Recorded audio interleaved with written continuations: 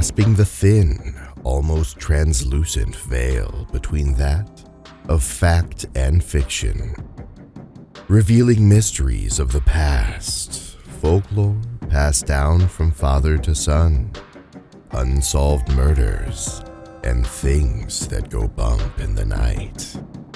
You've entered Deceptive Reality. Hello, my friends, and welcome to a very special Christmas type episode of Deceptive Reality.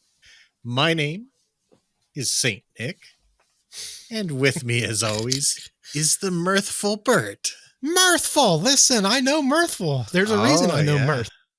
You know why I know mirth, Nick? Because you're mirthy? Mirthy. I don't know if that's a word or not.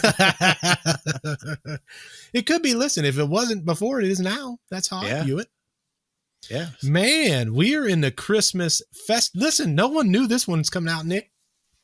No, not even us. Not even us. We didn't know until today. We're recording this, for anyone that doesn't know, December the 18th. This is going to be the day that we typically record our average podcast. So to give everyone an idea, we're so far ahead that this episode that we're recording was supposed to be coming out on January the 19th. But while we were sitting here, for anyone that doesn't know, obviously yesterday, Christmas Eve, we had a special that came out for each and every single one of you. Hopefully you heard. If you did not hear it, you're going to be hearing about it, the behind the scenes and bonus stuff today. Yeah, I don't want to get ahead of ourselves, but man, that special, I got misty-eyed quite a few times there. It's pretty interesting. So for anyone that doesn't know, Nick and I set up when did we come up with this idea, Nick? When was that? October? Yeah, I think it was late October. Yeah. We were kicking it around. We weren't 100%, but that's when we started talking about it.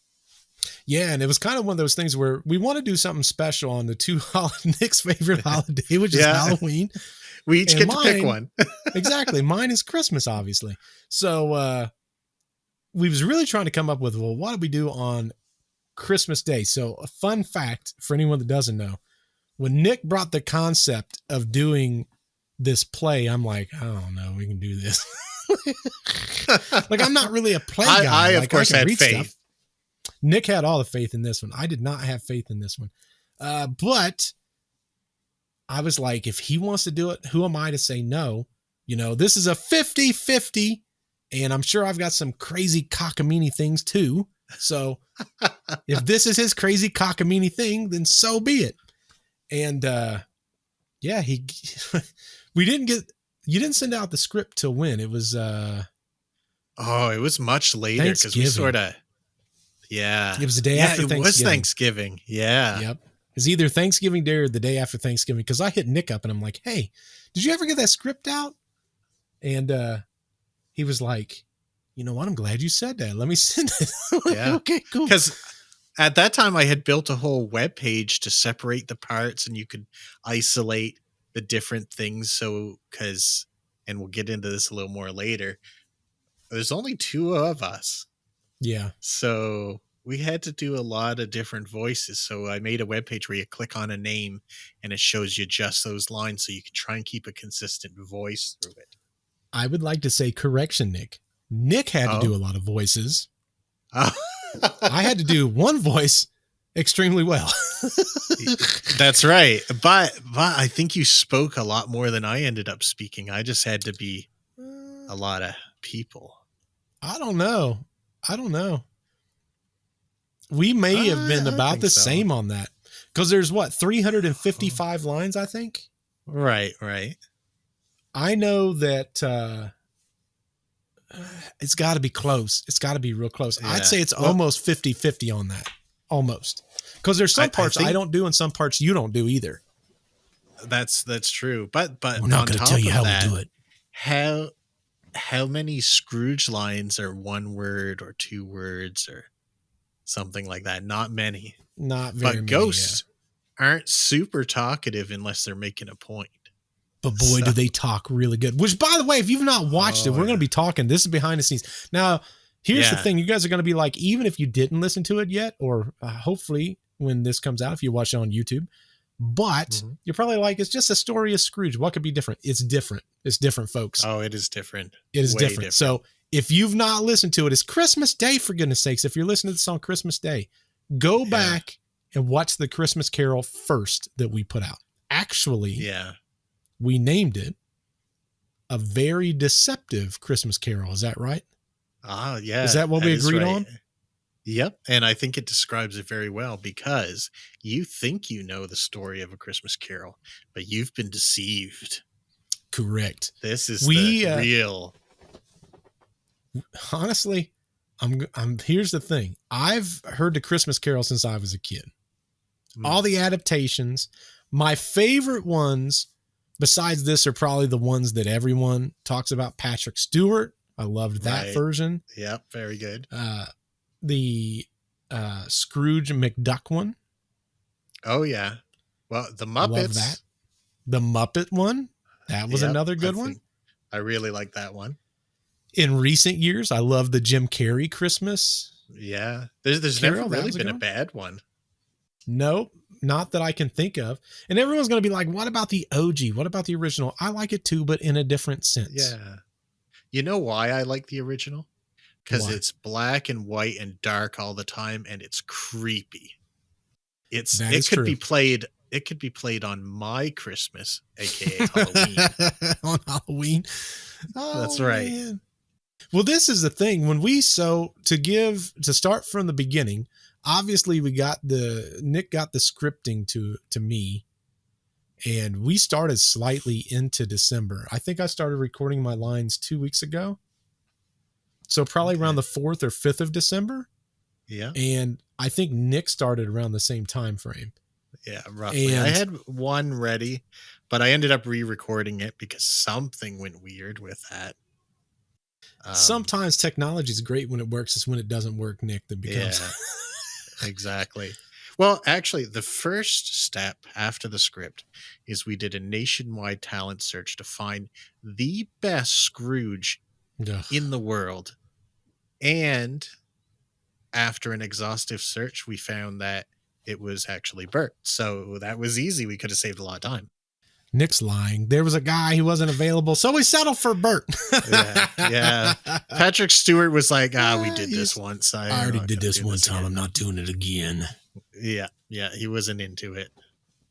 But we started this out. So for anyone that doesn't know, Nick did all his lines. I've pieced this kind of together, but I wanted to do it a little bit different. So when this all started,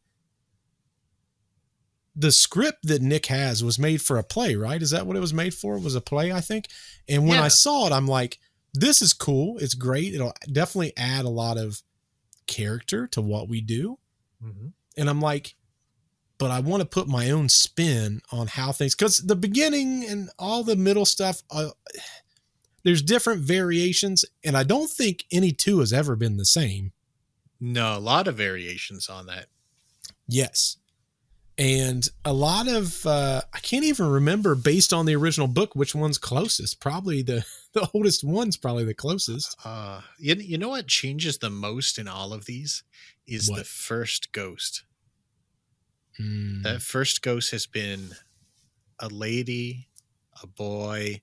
I think you mentioned earlier has been a child's toy, has been everything you can imagine. And now it's me. Yes, and now it's me. It's this guy, but you won't be able to tell because Bert made me sound spooktacular. Well, that's always the goal, is to try to change it just enough. And when we got this, I'm like, man, I really want to. At the very beginning, I wanted to build the story, not necessarily from Ebenezer's standpoint. I wanted it to come in almost like Fred's walking down the road, and you can hear him passing people. You can hear a horse and carriage go by. You can hear the wind blowing. You know it's cold. You know things are going on. And then when he makes that first step into the office and you hear that door open, the bell ring, it just adds so much flavor. Now, understand, when we first started this, we had zero narration. There was no narration. And I told Nick, I was like, I don't think we need narration. I think I can make this work without the narration, because we didn't even have a narration. It was just a play. And what narration was there was very minimal. It's like, you know, I think there's like 3 lines or something like that. There wasn't very much. Now, interestingly enough, the first version that you showed me was heavily reliant on soundscaping. And I was also convinced at the time that we could get by with that. Because it was beautiful. It was beautiful. Yeah. Even I'll say that. I don't typically give myself credit, but that opening sequence, the first one I sent you was the first 10 minutes, which was basically, I think it got to Scrooge leaving the office, and I think that's where it cut the first time I sent it to you. Right when he got spooked at his front door. That's where you cut. That's what it was. Right after that. Yeah. And up to that point, I was like, I don't think we need narration. And so for Nick, he got that version. So we got all the way to that point. And at that point, we only had one of Nick's voices, which was Fred. Yeah. I relied on AI technology for the rest of the voices, just as like a placeholder. Right. Man, I kind of wish I would have saved all these adaptations now, because then we could have at the end put that on or something. Yeah. Yeah. It was, you know what? Maybe I'll go back and see if I have some of the adaptations. Maybe at the end of this, what I'll do is I may have it. If one way or another, we'll put the adaptation, the very first one that I sent Nick without narration or anything. Maybe we'll put that at the end, or maybe we'll put the voices in. That's what we'll do. We'll cut to after your voices, and you can hear the AI, and you can hear why we wanted the authentic voices. The AI was great, but it can't replace the master Nick and all the voices. It's for you, sir. Well, of course it's for me. You're not receiving callers, are you? Show them in. Right this way, sir.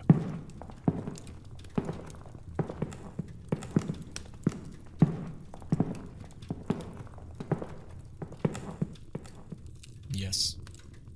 I said yes. Scrooge and Marley's, I believe.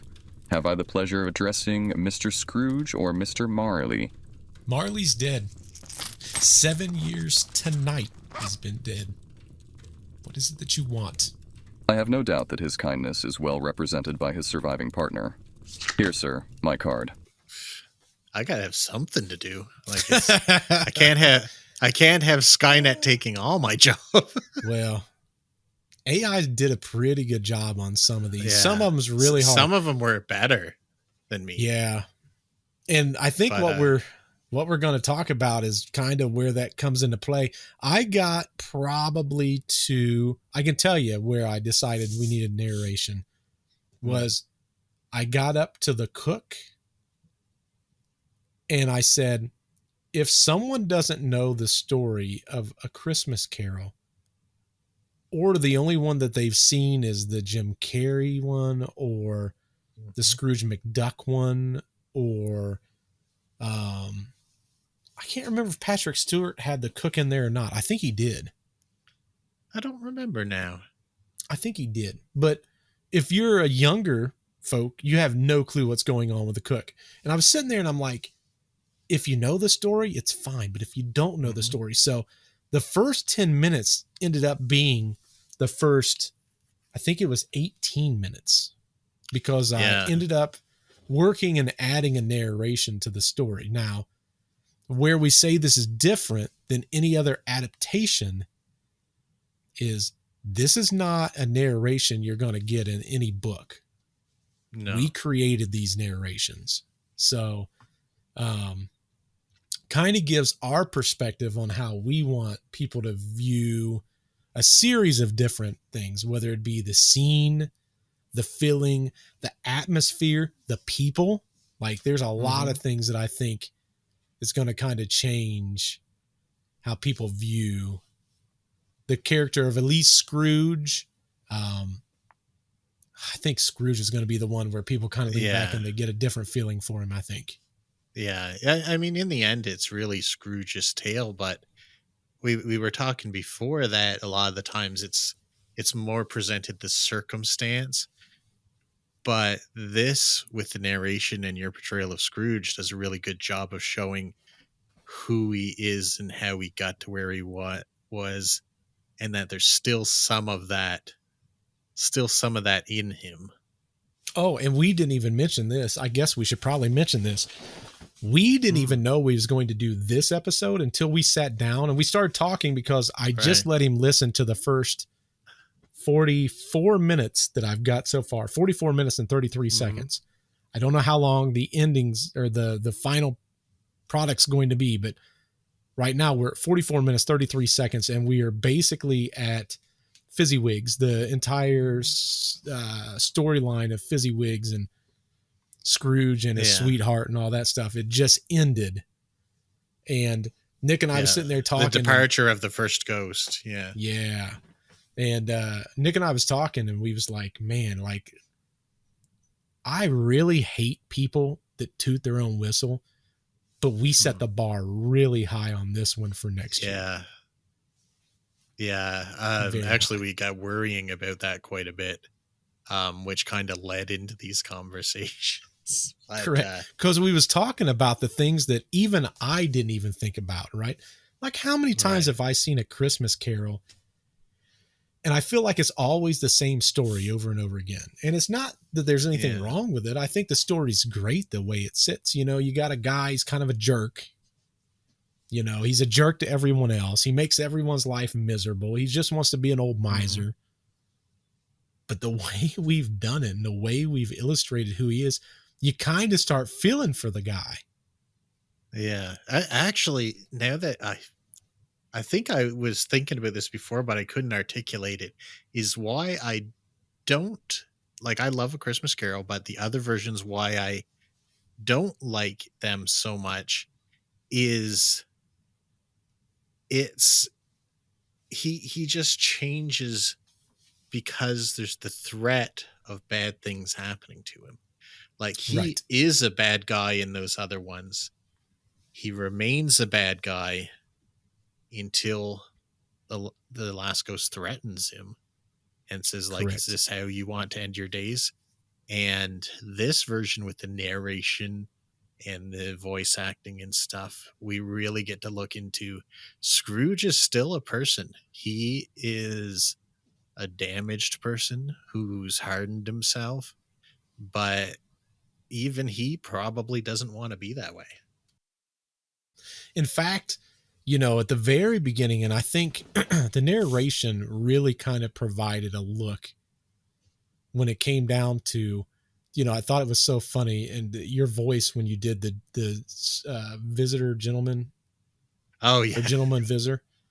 Yeah. And I thought it was so funny, and I've changed the way that has played out a few different times. I like the adaptation now when Scrooge is like, was this not open anymore? Do we not do this anymore? Do we not do that anymore? And I'm like, he does not want to give any money up. He just loves his money. But my other favorite part of that, which is the way I built it, and I don't know if you've noticed it when I created this segment, every time the other person's talking, he's just playing with his money. But when he's talking, he stops playing with it. Because I want it to be known, he cares about what he says, but he doesn't care about what you say. Yes. I said yes. Scrooge and Marley's, I believe. Have I the pleasure of addressing Mr. Scrooge or Mr. Marley? Marley's dead. 7 years tonight he's been dead. What is it that you want? I have no doubt that his kindness is well represented by his surviving partner. Here, sir, have my card. Kindness? No doubt of it? All right, I can read. What is it that you want? At this festive season of the year... It's winter, and it's cold. Yes, it is. And the more reason for my visit. At this time of year, it is more than usually desirable to make some slight provision for the poor and the penniless who suffer greatly from the cold. Many thousands are in want of common necessities. Hundreds of thousands are in want of common comfort, sir. Oh, are there no debtors' prisons? Right. Right. So it's like, let me multitask when you're talking about something that's more important. But when I speak, I'm not messing with money with the exception of when they're talking about the way my mind works is a very weird place. And I apologize. But when they No, don't apologize. It's good. But when they talked about, are you Mr. Marley or Mr. Scrooge? And the character talks about Marley being dead. You can hear him opening and stuff. That's the only time in that entire narration where that is the key. Right. And the reason for that is I wanted them not have him be so cold, but almost like he just wants to get past that part. And he's doing something to take his mind off of what he's saying. So it's like, I tried to look at things from this perspective, like a director would. Like, how do I want the story of this guy to be? And like, some of you may listen to this, you won't pick up this little subtle things that I was thinking when I created a lot of these things. But that was like one of the most subtle things that you'll ever hear. But for me, it had such a big impact when it was getting delivered. Yeah. Another thing I've thought too, and this comes out in the version that we've put together here, is think back to all the other versions, and Scrooge is a miser. Everything's about money. He's saving the money. He's not spending a penny of it. Like, he's not putting coal in the furnace to keep himself warm or Bob Cratchit warm. His house is run down. Like, he doesn't spend that money. He's not using it. And he actually says it in this version, and the narration goes into it. Money's important to him because it's the only thing that he has left. It's the only thing that he can be successful at. And it's not to buy things or to share or to live a good life. It's because every penny he has is a good decision that he's made on top of all these bad decisions. Poor child. Why poor? Fancy. But it's his way. It's a child's way to lose being alone in dreams. Dreams never really matter if they're all nonsense. Yes, nonsense. But he'll be all right. Grow out of it. Yes. Yes, he did outgrow it. The nonsense. Became a man. And left there. He became a man. And yes, successful, rich. Never matter. Never matter. Which is crazy. You're right. I never thought of it until this. And that's the thing. Most of these things I didn't think of. I'll be honest. I think the narration at the beginning really set the stage for me as far as how he was feeling. No differently than, the gentleman visitor that come in. You know what I might do is in this part, like whenever there's let's use for example, like a segment where I can go back to that old AI, maybe I'll just put it here. But it's funny because like when the gentleman comes up and he's doing that entire thing, in the play that we have, we never see how the guy departs. No. Like it doesn't say, but the narration explains Scrooge is still going off on his tangent. He doesn't even recognize, or he doesn't even care that the guys went away. And the other crazy thing that happens is there's a guy outside with a bell and he's feeding people. And as they're walking out and they open the door, you can hear the guy's voice get real loud and he's bringing people to the front line. And then when the door closes, again, I wanted to symbolize that's the outside world and it has no place for Scrooge. There's a lot of little symbolisms in that I put there just to kind of add something to it. It's not in the play. Population. That is not my affair. My business is. It occupies me constantly. The gentleman visitor, his plea for charity met with Scrooge's harsh words and indifference, finds no more words to sway the miser's heart. The weight of Scrooge's callous, if they would rather die, hangs heavy in the air. As the gentleman departs, his steps echo in the silent room, each footfall a reminder of the coldness that pervades Scrooge's world. Left alone, Scrooge mutters to himself, his thoughts a mix of self-justification and disdain for charity. Absorbed in his books, a distant bell Dinner. rings, All right. barely registering in his consciousness, a faint reminder of the world outside his counting house. Ask a man to give up life and means. Fine thing. What is it? I want to know, Charity. Damned Charity. Latch the door, Cratchit. Firmly. Firmly. It's all the little dumb things. Like, that was probably a fun one. But my other favorite thing, which is probably one of my favorite points favorite parts at this point, is when he lets Cratchit go. He's like, be there next morning. And you hear Bob running. Like one of the first times you hear him, someone actually running. And it's like, I'm getting out of here. I get to go home. And it's little dumb he's going to things change like his that. mind. I better get out of there. Correct. Better get out of there before he changes his mind. But then you hear a very slow, almost beaten down Scrooge walking around while the narration's going on. So you hear the narration. Mm-hmm. You hear him blowing those candles out. In the very background, and if depending on how you guys listen to it, there's carolers outside setting up, and you can hear them talking about, this is what we're going to do. Here's how we're going to do it. And you can even hear them start singing, and they screw up, and then they start back over again. But it's the little subtle things like that. All right. Yeah, this is a living world outside there. Correct. Like in contrast to Scrooge's dead world, really. Like, exactly. He's not Couldn't put it better. progressing. Nothing is. Yeah, I like that touch. Wouldn't you? Still, you expect me to pay a day's wage for a day of not working. It's only once a year, sir. Just be here early the next morning. I will, sir. Then off. Off! Yes, sir. Merry Christmas, sir. The door swings open, and immediately the vibrant sounds of the street pour in, a stark contrast to the somber atmosphere of the counting house. Bob Cratchit, momentarily released from the day's labors, steps into the lively world outside. He finds himself swiftly swept up in a current of people, their festive spirits high. Children, full of winter's joy, pull him along to an ice slide. With a rare moment of abandon, Cratchit runs and slides down, his laughter merging with the jubilant crowd, before he vanishes into the evening's growing darkness. The stage, much like Scrooge's world, is left almost empty. Inside, Scrooge, now alone, moves methodically around the room, extinguishing candles one by one, his mutterings to himself a stark echo in the quiet space. The contrast between the warmth of the world outside and the cold solitude of Scrooge's existence is palpable as the night deepens. Christmas Eve, carolers. Say bye. There. Just another day. Black. Very black.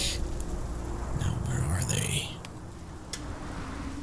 Begging pennies for their songs, are they? Oh boy. So basically, I took everything that was within Scrooge's world and I created the entire, almost like the narrative and the thought process around him. And then everyone on the outside, I kind of created their own little world. Right. Very subtle, very small, but that was just the only way I could really do it and make it make sense. I think it's an important separation because it's really, there's a warmth and the cold. There's the lights outside and the dark, dimly lit interiors. And that's just like the exterior of Scrooge is the dark part, but deep inside him, he's got some of that light still in there. He does. And it's even, it's funny when I was building, because again, we've got plays. It's a play script.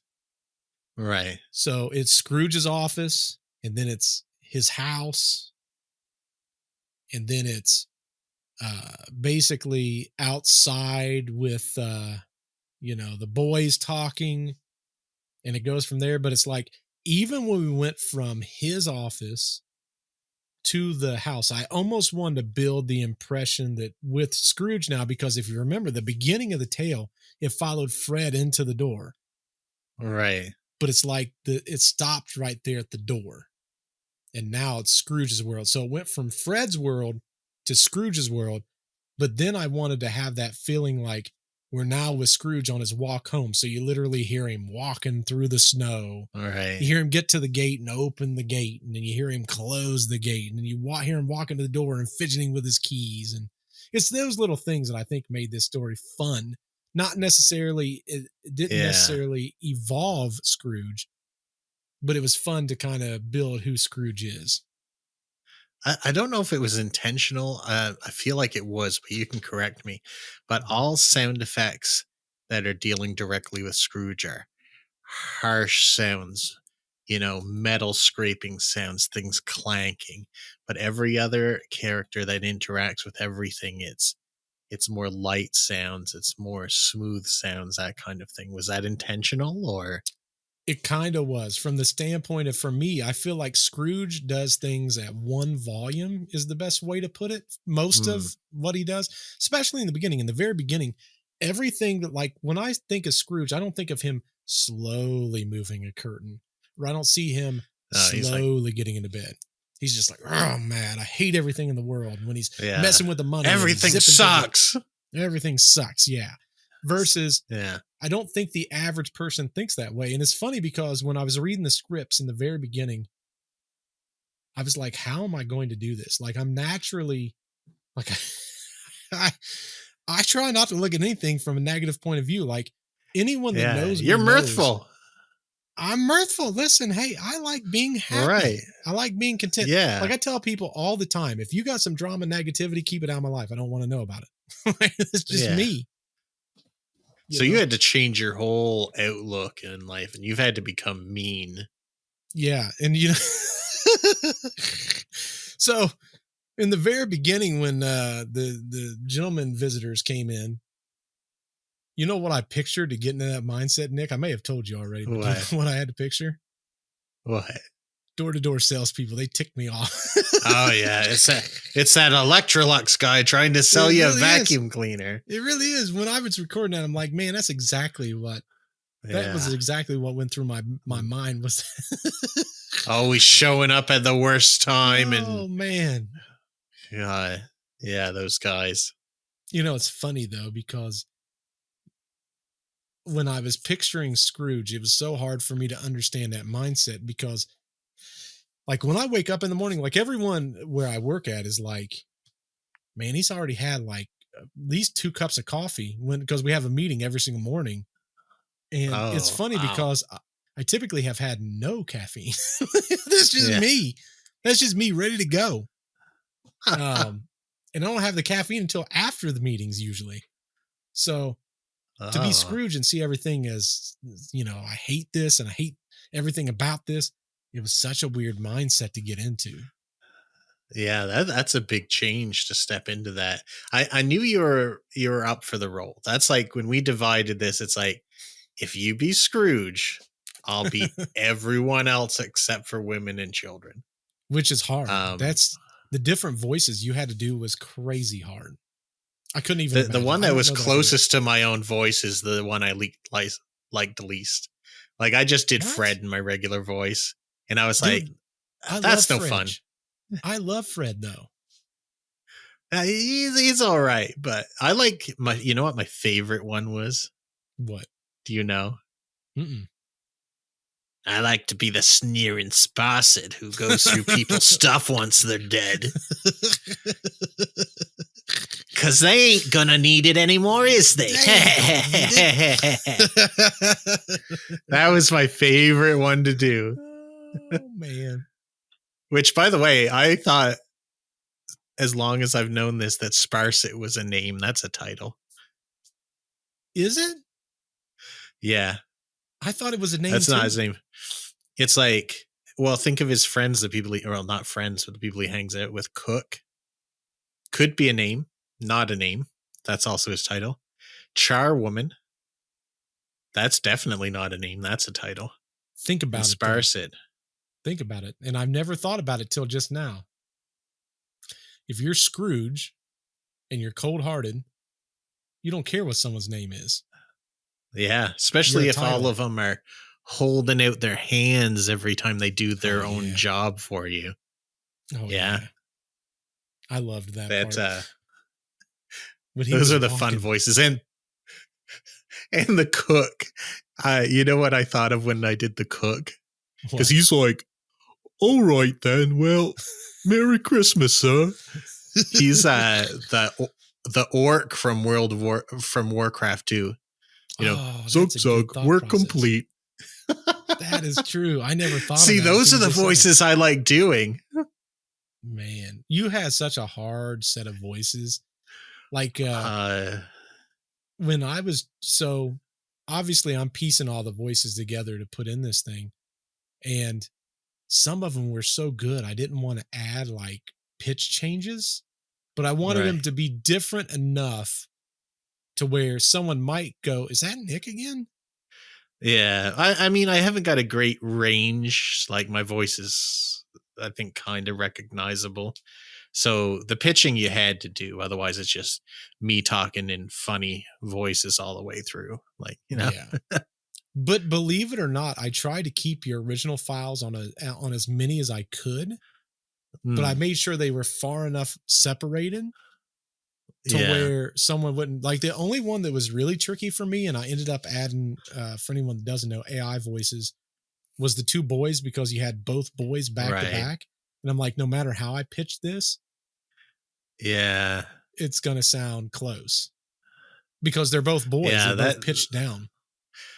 Yeah, and I mean for obvious reasons, probably. Well, I think obvious reasons, they don't want these AI voices to be mimicking children, probably. Yeah. So I mean, that's a good way to scam people. Well, and they have one that is close to it's all kids. There's like 35 different kid voices. And I'm not saying I won't look at that just before this release. So this might be released with that. I don't know. I've looked into a few different options, but when I played around with it, it sounded so AI that I'm like, I don't know if I can make this work. It would be like if I gave it like, let me think of a great example. Like there's a part where young Scrooge, or the child Scrooge, is playing with a basically his teddy bear, right? And he's replaying the whole genie and, you know, Alibaba and all that stuff. When I put in there, it's like, I am playing with Alibaba, but it was a kid's voice. I'm like, oh, man, I can't make that work. There's not enough magic I can put on that. Yeah, it's just so bad. Versus 11 Labs AIs are extremely good. Like the one boy that I put with you, that was 11 Labs, and it wasn't a boy's voice. It wasn't a boy's voice. It was a man's voice that I pitched down a little bit. And that one was noticeably better than the other ones. Like that was kind of surprising. Hello, Jack. Ben, Merry Christmas, Ben. Jack Walton. Young Jack Walton. Spirits. Have a good holiday, Jack. Yes. Yes, I remember him. Both of them. Little Ben Benjamin. He used to... See you next term, Jack. Next term. I was shocked. And with 11 Labs now, and some of them I'm going to play with, I just put placeholders in there for some of them. You talk in how you want it to say it, and it says it exactly how you talked it in. Yeah, that's powerful, man. That's really good. Oh, because when you can add emphasis to something, oh man, that just changes everything. Speaking of voices, can we talk a minute about the ghost voices, which I particularly love? Absolutely. Because Marley's I just did like Ebenezer Scrooge, you know, like that kind of thing like that. But you made it sound like the main character from my favorite series of horror movies, Pinhead from Hellraiser, Doug Bradley. He sounds in my head just like that. I love that. And yeah, I love that one. But the first ghost, you did a really good job, because I just sort of did like a what I call a wispy voice, which is just like Ebenezer Scrooge, you know, that kind of thing. And you added the effects that made it real ghostly and not spooky, but it almost has that sound of the past, like Yes. this is echoes from the past kind of thing. I really loved both those ghost voices. The best word I can think of for that, and looking at the definition of it, I'm like, this is clearly what this is. Ethereal. Yeah, yeah. It gives it that ethereal sound because it sounds human, but not so human. Right. And the funny thing it is, doesn't sound scary. It sounds sympathetic, I think, Yes. as well. well, and the funny thing is, for anyone that doesn't know, a lot of this stuff I've learned to do on the fly just for this project because I don't typically need to do it. Like for my podcast, I use a lot of sounds and I use a lot of music. This was the first time where I was really doing ghost voices. Typically, I would use pre-recorded ghost voices that, it is what it is, versus now Yeah. I could really have a ghost voice do anything that I wanted to. But there was some, thank goodness for YouTube. I was watching some audio engineers that was showing how they do special effects in movies for audio. And I'm like, I can do that. Like I've got the programs to do all that. And thanks to good old Adobe, I was able to do it. But man, that first ghost voice for you, I was just like, the Marleys was cool. Like I liked the Marley. Yeah. When I picture Marley, I picture him walking up that stairway and you can hear them chains. Mhm. And then you hear him coming into the room and the narration's still going off. But while the narration's talking, you're hearing all these things happening. But my favorite part in the way I think of this is because he always talks about he's got these chests and he's got these, Right. I think of it like sacks of money. And I don't know if you notice it, but Mhm. with the chains, you also hear boxes getting slammed onto the ground when it gets there. Yep. And that was a very fun part. Again, I'm always thinking during this entire thing, how can I make this feel like you're in the moment, like you're marinating in that Right. moment? And then when your voice comes out and it's got that deep, almost like you said, it's like Pinhead, that Yeah. Pinhead voice. I'm like, that's scary. And that's what you want Scrooge to have as his very first encounter with something. If we're being honest, real Scrooge wouldn't have believed in ghosts or any of that stuff. He handled it well. I got to give kudos to that guy. Like he wasn't Mhm. screaming and trying to run out the door or anything like that. Correct. He was more like, I ain't got time for this. Yeah. You It's think I'm crazy. made of time here?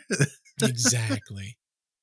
But it was just so interesting because again, when we go back and we look at all the different adaptations of Scrooge, I think they do a good job of, I put the Cliff Notes versions of things.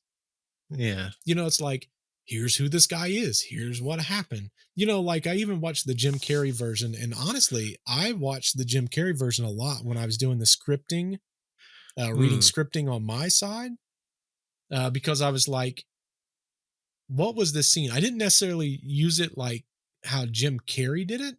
I did it more so of what's the background scenes to get me into the mindset to do the voices and how would I do them. Yeah. I think But, a lot of actors do that. You always hear that, they say, well, I studied the original actor who did it, but then I wanted to make a departure from that and really make the character my own. And I think you've done that too. Yeah, I definitely tried to because I wanted to give Scrooge a heart. And I guess we could really go into this part now. It's like when that first spirit comes and he wisps him away. And the little things that's my favorites. Again, I have favorites as the person that created it. Right. There's a part where the narration where Scrooge is like, I can't go in the air. I'm only mortal. Yeah. And then the spirit's like, my hand. And then when the narration talks about their hands joining, you hear like this almost like energy is the best way to put it. Yeah.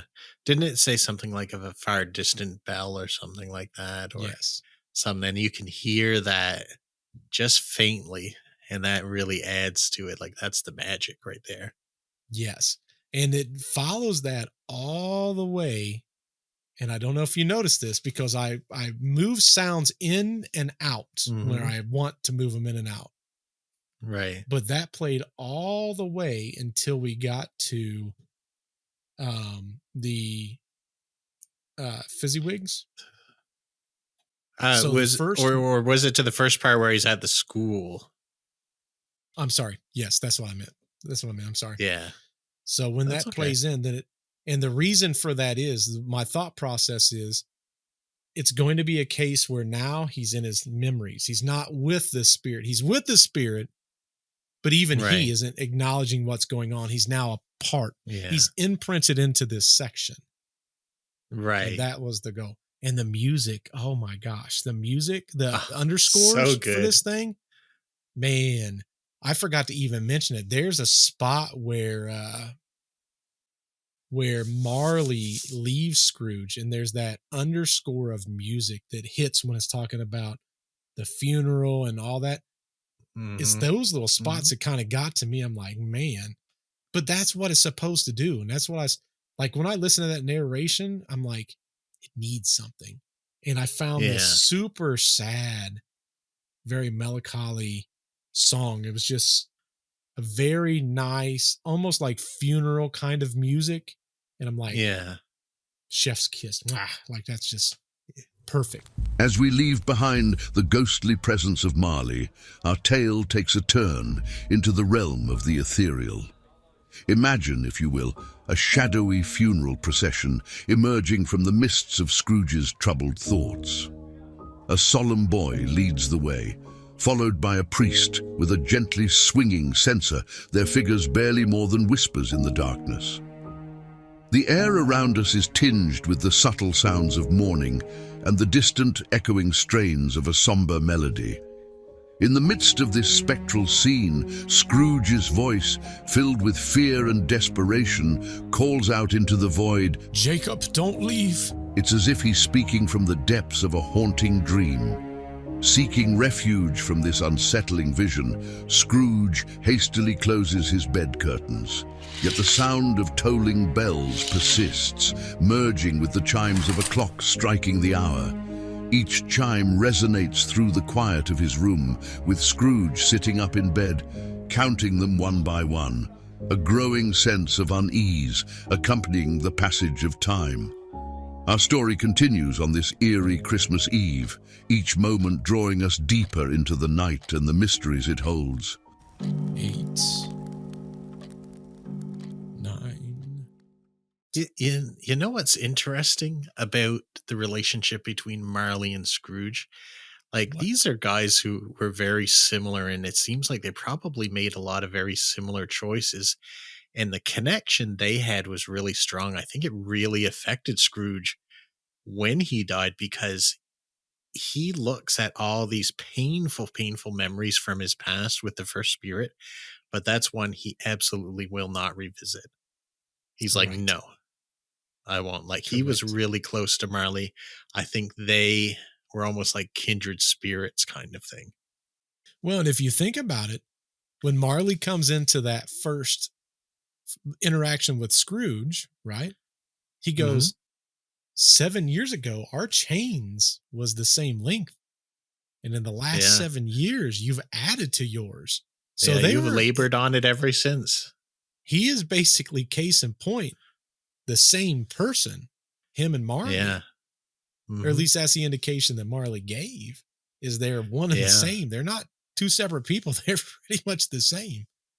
I've always took it that Marley is the one who initiated this whole thing.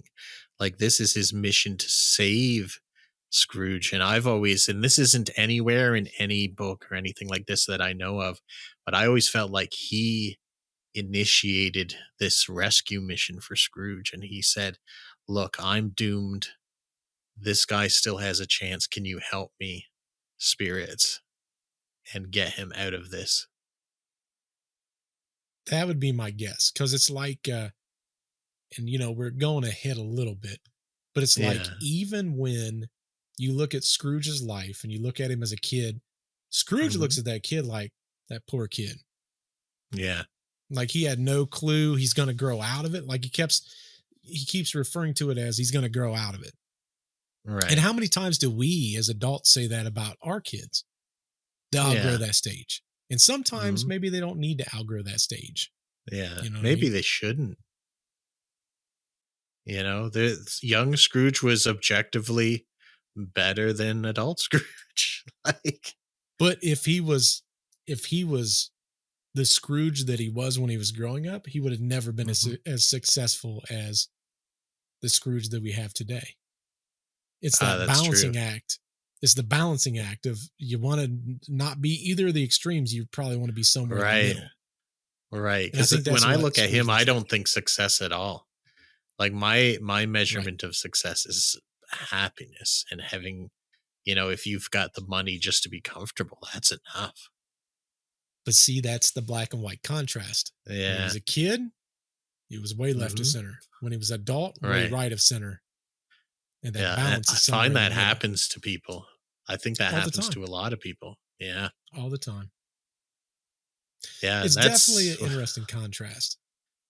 Yeah. And we talked before we started recording. I keep saying we talked about this earlier because we've we were talking about this quite a while before we decided to record it. But some real, you know, heartbreakers or things that tugged at my heartstrings for this was how he was looking at these past things. And he was like, I think you said he just wanted one more moment to look at him and his sister when they were happy or something like that. Like, correct. I don't think other ones played up on it enough, and they really should have. That's heartbreaking. Like, he can't get that time back. Fan takes her brother's hand, ready to lead him into a world of childhood adventures. But just as they begin to run off, the spirit intervenes, halting their playful escape.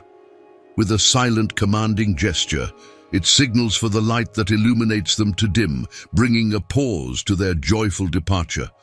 Both Fan and the young Scrooge turn to look at the spirit, a dawning awareness in their eyes. They seem to understand their part in this spectral journey, their roles in the unfolding education of the older Scrooge. This moment, frozen in time, is a poignant blend of youthful innocence and the profound lessons that the spirit seeks to impart. Spirit, let me watch them go. Let me be happy for a moment. A delicate child, a breath might have withered her. She dies a woman and had, as I remember, children. One child. Your nephew. Yes. Fred, my nephew. It's like every adaptation. And if you think about it, I understand from the world of film. And, you know, I've played into a lot of film and trying to do my own film projects and stuff like that in the past. You are in a constant battle of money and time. So I get it. Yeah. So a lot of things are left on the cutting room floor. Even if you record it or even if you add it, there's just some things that it doesn't make it into the film. The closest that I ever see is they always will touch on this is who Scrooge was or this is what it was, but it goes by so fast. I didn't want to rush that. I wanted to take my time. And I feel like that's probably what made this one significantly different for both of us. And, you know, it starts out when you look at who Scrooge was, which I think is probably, for me, my favorite part is he looks back and he's talking about the boys and he gets so excited because he sees two boys from his childhood. And that's really when you see Scrooge turn that corner and he's no longer the Scrooge that he is. He's like, oh, I know them, you know? And then in the very same sentence, it's almost like he catches on to what he's doing. And he goes, well, not everyone is going home. Oh. All right. And you see the wheels turning. And then that's when the first spirit turns him around and he sees that indication of himself as a child. Yeah. And he's got his teddy bear and the narration talks about he's got that teddy bear and he's got that, you know, we talked about it a couple of minutes ago, but you know, he's got this imagination. He reads books and he loves books and you know, he was really alive. Yes. Like he was, you know. Yes. And even the narration, when they're talking about that, and even the first spirit, when he's talking about it, he goes, well, what's this? And Scrooge goes, it's imaginary things. And, the imagination is basically nonsense. And it's like you start seeing Scrooge going from being, really loving individual child into now looking back and almost frowning on that, which again, as parents, sometimes we do that too, because we sit back and we look and we go, man, I wish they'd be more like me in X, Y, and Z. But then you forget that's who makes them them. And it's hard sometimes to separate that. My kids will never be like me. Like they may have some mannerisms. They may think the same way as me in some regards, but they're still their own individual. Yeah. The difference is instead of Scrooge having a kid, he has the version of himself that he's looking at. Mm-hmm. Mm-hmm. And I thought that was a cool illustration, but man, the heartstrings when he almost gets hard again, because when he's talking to the spirit and he's basically like, this is nonsense, this is whatever, blah, blah, blah. And the narration comes in and explains now his sister comes into the room and you get to hear, she's like, dear, dear brother. And she gives him the kiss, and then she's taking him back home. And then as they're walking away, which is what you're talking about, the narration says the spirit stops them from going further and the light starts to dim and they turn around and they look at Scrooge. And in my mind's eye, I'm going to try not to get emotional here. In my mind's eye, he's looking at them. They're looking at him going, why did you screw this up? And that's when he looks at that spirit and he goes, grant me this one more time. Just let me watch this one more time. That, I'll be honest, that was rough to listen to. And I think anyone who's listening to this part has probably listened to the first part. Wasn't that rough to get through that part? It was rough to record because it gives you that impression. And, you and I set it off of the podcast, when I was doing that part, the first thought process that I had is, as a kid, we sit back and we look at all the different things that we wish we could redo in life. For me, if I could just go back in time and spend 5 more minutes, heck, 2 more minutes with someone like my grandma or my grandpa, right?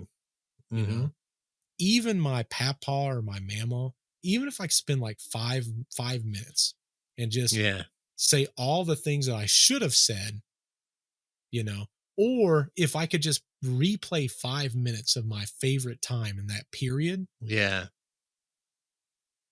There's no amount of money.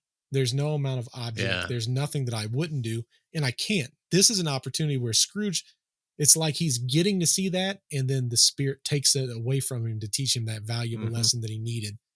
And you hear it in Scrooge's, well, you hear it in my voice, but you hear it in Scrooge's voice is like, let me see. You are Scrooge, so. Time. I am Scrooge. Yeah, exactly. But it's like, spirit, please let me see this one more time.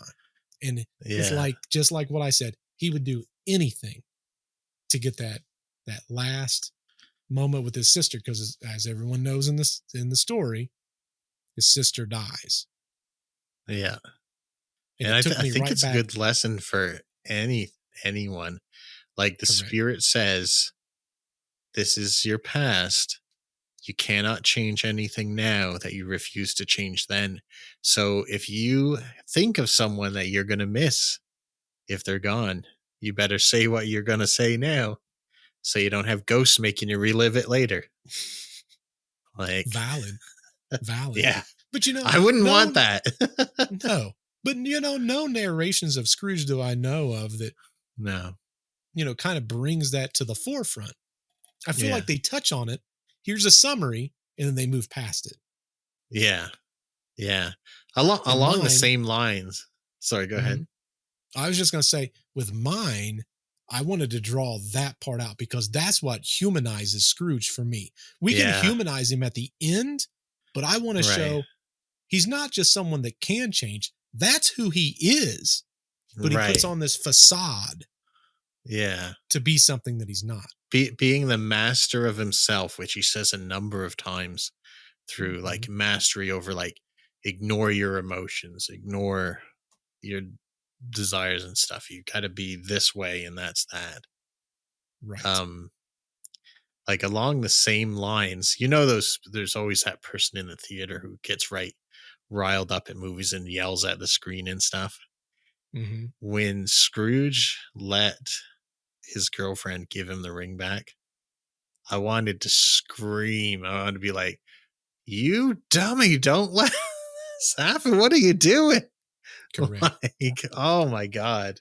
And they skip over that part too. That's what I'm saying. There's so many good parts that if they would just spend, like almost in every adaptation of that I can think of, it just shows them splitting up. They're moving on. Yeah. She goes away. He becomes bitter. Doesn't break it down in our narration. And I loved the one spot in that narration where he goes, it's just a ring of metal. Yeah. And it's like, it's such an invaluable thing. Probably like financially cheap, but it incredibly so valuable. Correct. Emotionally. Yeah. Correct. Yeah. And the voice for that narration, oh my gosh. You know what it reminds me of? And the reason that I wanted to add that narration so bad, when we started creating this, I wanted to create the image of that old school from Britain, just someone narrating a story like they're telling it to their kids. That was the goal of that. And it does such a good job on that. It reminds me a lot of the narrator from like BBC does a lot of historical reality shows like Wartime Farm or A Victorian Christmas. The narrator from this guy sounds a lot like that. He does. Maybe it is. Could be. His name is Valentino or Vincentino or something like that. Oh, interesting. That sounds Spanish or something. I know, which is weird, which is very weird. But yeah, it's such a... Who are we to judge the robots? I'm never a judge. But I can tell you, it adds just so much to that story. It just builds who Scrooge is. And I think that was the most valuable takeaway I did doing this project with you is I really have a feel for who Scrooge is. And it's not even through me doing my scripting. It's listening to how the narration portrays Scrooge. Like the way we've created that, it really has gave him his own personality. It goes to show he didn't really change to be better. He was that person. Right. It was just a facade. Yeah. He changed. He didn't change as a person. I think he changed his outlook on the kind of person he wanted to portray or how he wants to interact with the world around him. All the other versions are like, he was a jerk. He is a jerk. He's afraid of the future. And he's been given an ultimatum. That's not heartwarming. We want someone who is affected by this and cares about those around him. That's the real hero in these stories. Correct. Because I think we all want to really appreciate a story. I think we all want to see a little bit of ourselves in the protagonist. Right. We just do. Yeah. And the way I've always seen Scrooge in the past, especially with how I look at things, I'm like, I can't relate. Yeah. Our version, I can relate. I'm like, yeah, guilty. Done it. Yeah. Like you did bring a lot of yourself into it. You put yourself in the role of a jerk, but also you brought some of the non-jerk to him. So it's like an exchange kind of. It's a Christmas swap. That's a swap. good way to put it. It's a good way to put it. You humanized him. And that's lacking in a lot of versions. And I hate to say it because it's us. I think this might be my favorite version of this that I can watch or that I've listened to. I've listened to a lot of adaptations audible wise, but I've not heard one like this. And it's hard to say because I'm going to say the same thing. But isn't it hard because you don't want to give yourself credit? I'm confident. Like I never like to take compliments and I don't want to toot our own horn, but this is with 100% evidence the best version. I'm not even It's like shy I'm to putting say it it. down. This is the best version there is. It's got to be. If just movies took an extra 15 minutes and made Scrooge into who we've made him into, which listen, Mhm. it's all there. It's not like we've created something that wasn't in the Yeah. background. We just Yeah. lit Expanded. that space. Yeah, we lit that Yeah. space. It was in the corners before, the shadowy corners. It was there. You just couldn't see it. Yeah. We just It's a focus illuminated it. shift. Correct. You know, it's all there, but instead of this being blurry in the background, that's clear. And maybe some other parts that were not as meaningful took a back seat for once. So, Correct. yeah, I don't want to sound like earlier. I was like, yeah, this is the best version ever. I think it's really good.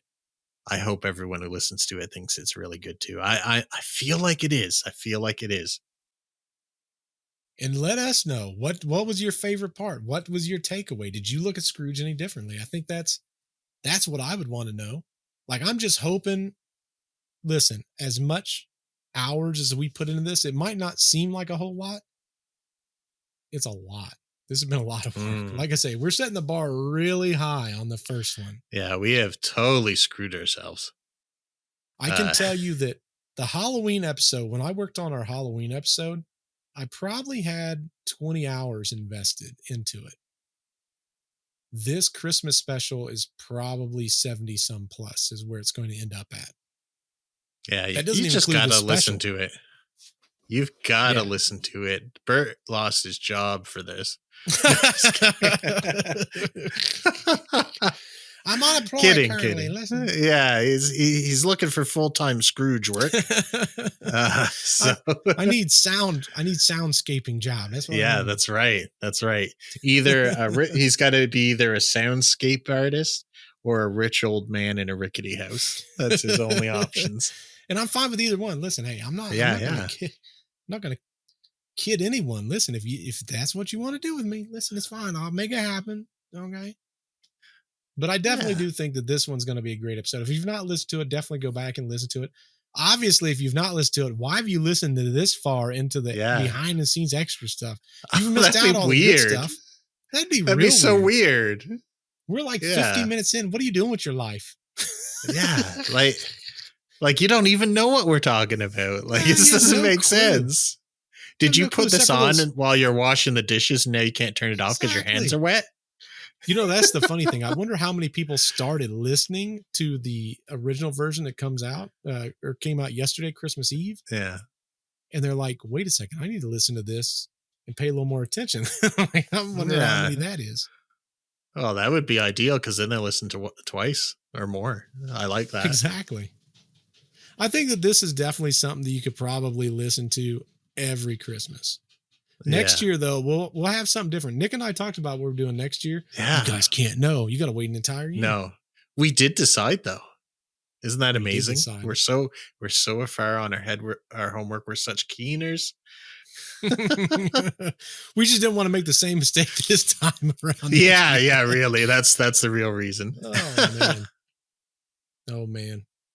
Well, Nick, thank you so much for such a great idea. This was an amazing idea to come up with. And you guys got an extra episode out of us. Like I say, we wasn't even going to make this, but we started talking about it after and the polarizing differences in what we thought of Scrooge. And we're like, we should honestly record this and do like a behind the scenes. We got to explain this. Thoughts. Yeah. Because just to listen to it is cool, but to understand where our mindset is it's a little different. Yeah. Well, now you know. Now you know. Definitely in the comments down below, tell us what was your favorite part. You know, was there something that you think we did differently that we shouldn't have? Is there something that we did different that you loved? I would love to know in the comments down below.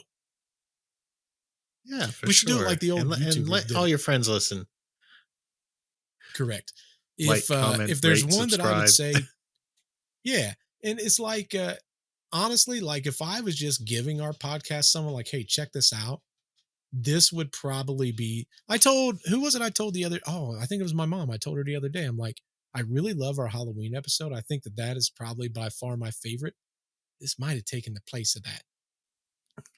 This is definitely, from what I've heard so far, I've listened to the bit I've got so many times already, and I'm not tired of it. So your mom's That's the going to thing, go it's crazy for this. Oh my goodness. I can't wait till she listens to it. man.